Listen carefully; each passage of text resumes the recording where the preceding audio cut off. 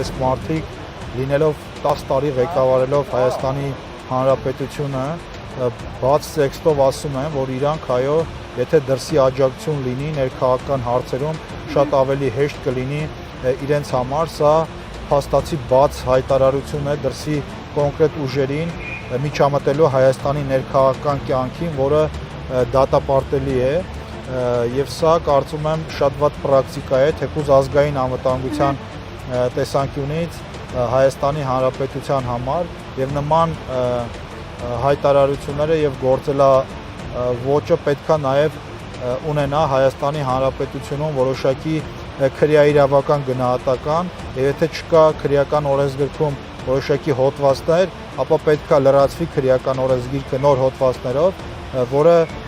քրեական պատասխանատվություն կսահմանի այն մարդկանց նկատմամբ, ովքեր Հայաստանի քաղաքական դաշտում նման բաց տեքստերով հայտարարություն են անում, որպեսզի երրորդ երկրները ներգրավվածություն ունենան եւ իրենց օգնեն Հայաստանում իշխանափոխության կամ հեղաշրջման մեջ։ Հավանիր տեսանյութը եւ բաժանորդագրվիր նորությունները բաց չթողնելու համար։